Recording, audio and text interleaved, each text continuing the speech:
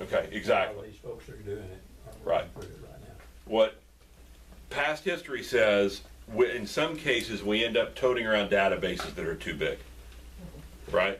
We have this muddled database of lenders and inspectors and some of our clients, and a guy I met at an open house 3 years ago that I kind of have a little piece of information on, right?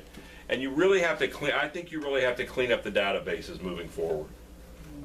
If you don't have, you look at the data, you look at a name in your database, and you're like, who in the world is that? And I only have a name and a phone number, and I don't even remember who those people are. Just go ahead and delete them. It's okay. All right, you got permission, delete them. Okay. You look at your database and you see a name, and it conjures up this horrible transaction that you had with these people, and that you decided after the closing you never wanted to see them again. Delete them. Right? If you don't like them, they don't like you. Yes, sir. I prioritize my database. I have a hard time deleting somebody. Right.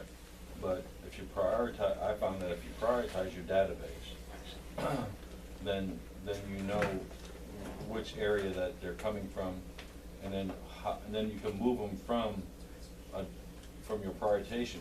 You just move them. If they send you somebody, then you move them a little bit closer. But I found that if you prioritize it, then you get better results than just dropping them off. So when you prioritize them, A's, B's, and C's, A's, B's, C's, and D's, what? Yeah, well, you can do it like that, but I do it by like area. Like we have our client database, we have a farm database, we have an immediate database, and so I find that by prioritizing the different databases, because when we do mail-outs, which is regularly, Right. By doing that, my clients get more, my past clients get more from me than Right. another client does, so it just works for us. Right. So I have a hard time just dropping somebody off. I mean, I've got referrals that come in that property as I sold 15 years ago. Right. And the clients all over the United States that still remember me from back then. And that's because they're still in my database and they still get stuff from me. And, I've got a guy in Orlando, Florida that sent me 3 clients. 2 I sold in Pecan Valley. So I have a hard time just dropping people off, Well, everybody loves you, Joe. No, but if you do it right, Lon, if you prioritize your list. No, I totally agree with you. If you prioritize your list and you know that you have a list that is past clients, right? These are people we have dealt with. And then I have another group over here, this is my farm. Right? So past clients, whether they refer me anything or not, they get X number of touches in the course of a year. If it's a past client who lives in my farm, which is in another database, they'll get my past client touches plus my farm touches. Exactly. Now, if it's a past client who lives in my farm area and they referred me a piece of business over the last year or did a deal with me, they will get something for that, a thank you note probably. They'll get the past client things and they'll get the farm things. Right. Correct? Now you Right. got it. Right, okay. What I'm saying is, starting out for a lot of people, when you open up your whatever and you're not prioritized yet, I would, if you're using Top Producer or something like that, I bet if we went in there, it'd be like, okay, I got nothing. I got like a name and kind of a phone number on this guy. I'm just saying, try to clean it up as best you can. Okay, and then as we continue to do more and more transactions with people. I mean, you may have somebody that's a big referral source that lives in your farm area and also buys a lot of property from you. They may hear from you like 30 times a year. They do. Right? They really do. Yeah. You may have other people that are just in your farm area. Okay? They hear from us when we sell a house. Right. The danger is that we try to use the same conversion rate on all these different categories of people. There are different conversion rates for a geographic farm, right, than somebody that calls you off of a farm. That's a little tougher piece of business to convert than somebody who is one of your past clients. Right. Your conversion rates are much higher with past clients. Okay? So we're trying to just get a handle on exactly what are we trying to do and what do we consistently need to do every week to maximize the opportunity. Okay?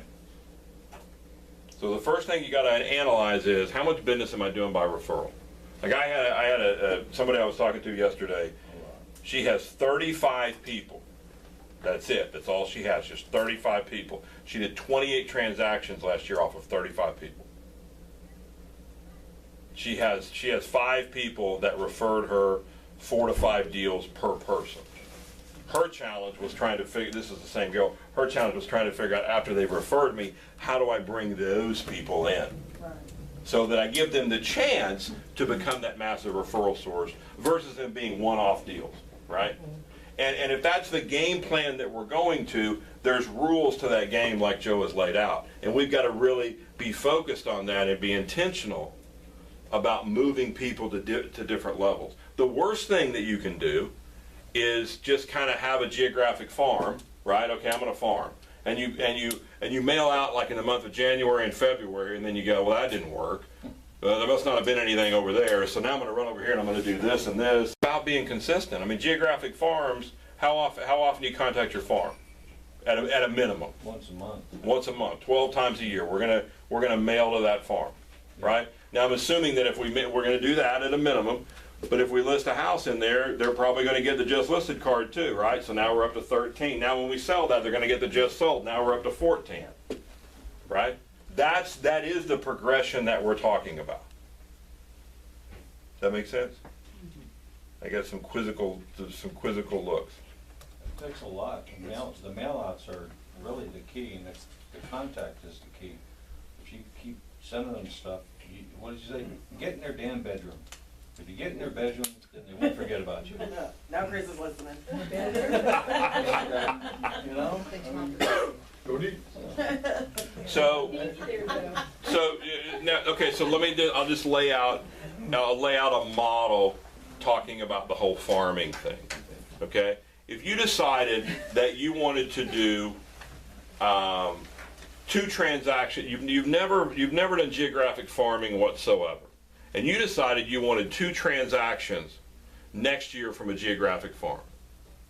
Okay? The mathematics of that are, you got to do it every month. You got to have the money set aside to do it 12 times, and you're going to need a 1,615 person farm. Okay? Yours is 1,000. Okay. A 1,615 person farm mailed to 12 times a year will result in 2 closed transactions by the end of the year. If you're not willing to do it 12 times, it may very well just be you go out in the parking lot and just light a couple of $100 bills and burn them. Okay. Right? Because this sporadic, what we're trying to get off of is chasing the shiny objects. Okay, I'll try this for a little while, I'll try this for a little while, I'll try this for a little while. And you look up at the end of the year and I did a whole bunch of stuff, but I didn't do anything consistently enough to really matter. Right? And as I've said, and will say probably till the day I die, there's a whole industry out there trying to create new shiny stuff for you guys to look at and go, oh, I'm going to try that now. Surely that's the answer. And the answer is really simple. Be consistent. Doesn't matter what you do, just do it every day. Just be consistent. The more consistent you are, the less aggressive you have to be. In any endeavor in life, the more consistent we are, the less aggressive we have to be.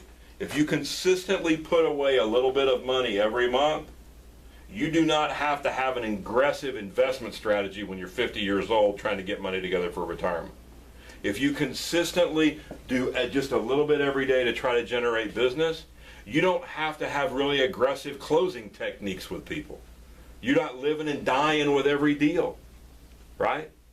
It's just, can we just be consistent? And the cool part of this is, when we break those numbers down, what you discover is being consistent is quite simple.